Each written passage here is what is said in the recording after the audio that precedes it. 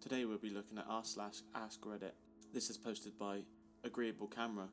Teachers of Reddit, what's the scariest thing you've ever seen a student do? In the comments, Ganymede says, I was teaching 4th grade and I had announced my pregnancy to class when I was about 4 months. Everyone was so excited. One little guy, however, made it his mission to try and hurt my baby. On several occasions he kicked soccer balls to my bump. He would try and trip me, and one time he even said, let's meet this baby, while opening and closing scissors. There were some other contributing factors, but I ended up taking leave early due to anxiety over this. So weird. When I returned next year, he had moved to a different school. Hire responded. My clinical diagnosis to this part, where he says, let's meet this baby, while opening and closing scissors, is, oh shit. Scariest says, when I was teaching a special class, a 9-year-old did a 180. I adored him in the beginning, he was so sweet. Suddenly he started to pull out his junk and show everyone, wrote sexual things everywhere, tried to do weird things with the other students and teachers, head between breast, head and junk, squeeze everything. He swore at everyone, started throwing things around. Said he would find my house and kill me. Now teaching kindergarten, and had this one boy run and fall, immediately blacked out, and stopped breathing, went cold, only woke up after a while, but struggled to speak and his eyes crossed. It scared everyone. The cleaning lady shouted, he's dead, in front of the other kids. He ended up having no issues at all. Tang Cameo says, not evil, just scary. My dad was an elementary school principal, and there was a little girl in one of the younger grades who would fall asleep during class and would wake up no matter what the teachers or my dad or the paramedics my dad called would do. She'd eventually wake up on her own after several hours. She did this randomly, scaring her teachers and her parents a lot. Sadly, eventually she died in her sleep at home. Rapo says, for me, it's not what I see. I have seen your typical high school garbage happen. Fights to the point of unconsciousness, students stating they're going to kill XYZ student, lots of knives, no guns though, etc. It's what you hear from the kids. So far I have known 5 sexual assault issues, 2 rapes from family members, 5 or 6 pregnancy scares, and they can't tell their mum, 2 or 3 serious suicidal ideations, no food in the house for more than I can remember. These are the things that mess with my mind at night.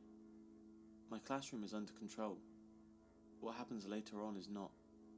To play along though, when a kid overdosed in the class was a little alarming.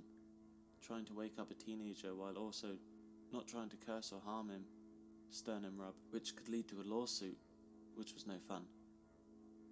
I didn't actually sternum rub him, but I was close to doing it. I had called for a nurse, but they were already gone. The admin was taking their time getting there. The other students were cool about it though, for everyone wondering. He made it out just fine. And from what I know, at least attempted college. From Zach the person. Had a kid who was likely psycho or psychopathic. Other staff often labelled him as super cute and had a great smile.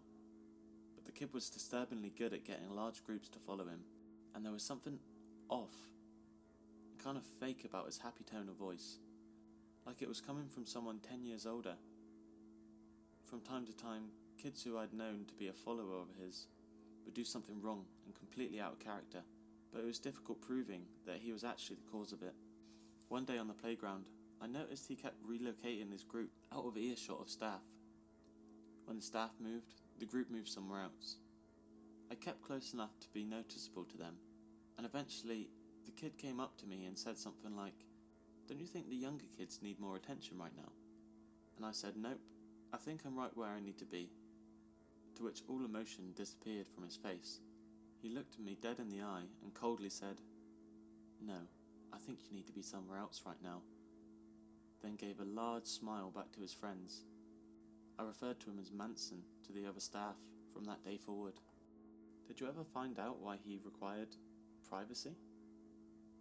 To which Zach the person replies, not really, but they were always visible, so probably nothing too concerning. However, a common control tactic is separating the people that you try to have power over from anyone else who could interfere. So it was something to keep an eye on. Scary part is they usually try to establish that this is the norm, and that's when real trouble starts. More than likely, on that day it was just going to run a game of Among Us, big at the time, and then subtly convince a kid to throw mulch or something that would be hard to trace back to him. Looked into my eyes without blinking for a long while, and then said in the creepiest first grade voice I had ever heard, "The devil made me do it." Complete lack of emotion. He'd just injured another student. Frankly, I hope you grew up okay. And the comment says, I had something similar. A child looked me dead in the eyes and said in a deadpan voice, "You know a person's past catches up to them." This was from a 6-year-old. From Concrete Grapes. I'm answering this as a school bus driver. Close enough. Literal first day of school, a student, 7, stabs a girl that was getting off the bus from behind and pretends to cut her throat with his finger. Well, Nelly. Instead of front seat, instant write-up.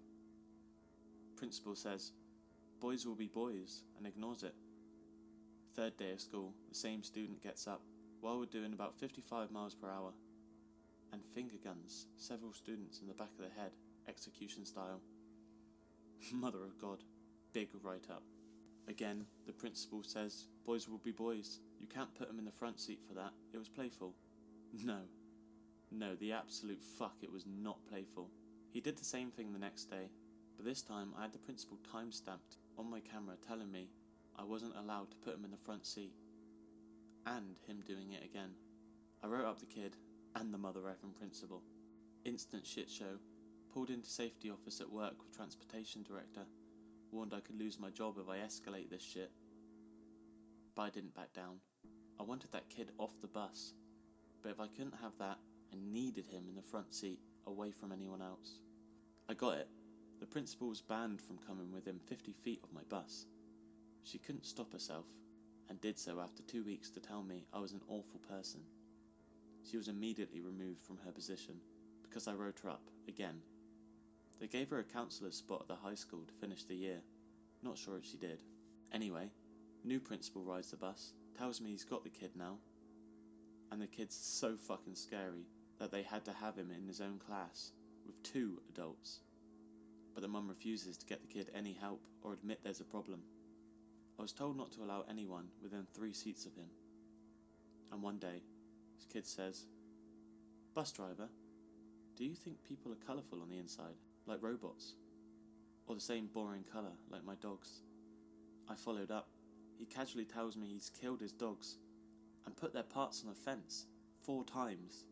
His sister, who rides a different route, had told me that when he was 3 or 4, he sat on the cat and killed it on purpose.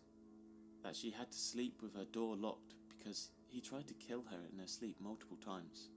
She moved out the day that she had turned 16, and in that state, no one could make her return home. And he said, on the day he confessed to killing his dogs, "Don't worry, bus driver, Mummy's going to get me a new puppy." Sure as shit, dropped him off at daycare, and his mum was there to surprise him with a new fucking puppy. At 15, he killed his mum, his aunt, and his 2 little cousins, and all of their dogs, and even went to school covered in their blood, not believing he had done anything wrong. He had killed them because he wanted to go to his friend's house, and she said no. Not another whatever says. My story is very similar. A kid who was killing and dissecting cats, dogs, and a hamster made a few attempts at killing a sweet younger sibling, and got into fights all the time. He would say the most awful things in class, like when he was asked what he wanted to do for vacation, he mentioned luring a kid into the woods, getting him lost so he would die in the forest. He was gleeful about it, like he genuinely thought this would be fun. He left my grade, and then I had one of his younger siblings, who was always coming in exhausted and scared, bruised, etc. Because his siblings would hurt him. We were told the most awful stories, throwing bunnies in pillowcases and hitting them against a wall until the pillowcases turned red, pulling whiskers off the cats and suffocating it, drowning a neighbour's puppy in oil. Just horrible stuff. His mum would stay after hours just sobbing, talking about ways she tried to help and how there just wasn't resources available. Insurance and state wouldn't sign off on sending him to a treatment facility just because he had not succeeded in permanently maiming or killing anyone. Yet. We reported it, but we just kept hitting the same wall. The parents took every sharp thing, every weapon, out of their house. They were hyper-vigilant because if he had gotten so much as a pin, he'd use it on somebody or some animal. They tried a short-term hold, but it made things worse. He just learned tricks to hurt and get things that he wouldn't have otherwise. His dad worked out of town and tried to afford therapy and intervention, so was gone a lot. So a lot of the kids' rage being controlled fell on the mum and siblings, which is why one day he managed to get hold of a gun from a relative's house and then hid it, and waited for his mum and siblings to pull into the garage. He then killed them. He tried to blame an intruder, but the evidence was pretty clear-cut that he had done it. The way I heard it, the first thing, before the police had put it together yet, that the dad said when he got a call from the cops, he asked if his son had killed his family. He just knew, and yeah, he was right. The dad and mum both worked so hard to try and find some resource to help, and there just wasn't any anywhere along the way. It was such a chilling domino of failures to watch happen in real time, and so completely heartbreaking. They were good parents. They did everything they possibly could. Everyone knew it was just a matter of time with him. Funnel cake. I used to pick my younger sister up from her school. She was in year 3 back then. That day, I came in a bit early and found the students creating chaos and screaming. There was no teacher there. My sister and the other students were crying and running out of the classroom. I decided to look into the matter, and what I saw shocked me to the core. There was this little girl with a blade in her hand, and pointing it at her other arm, threatening that she would cut herself.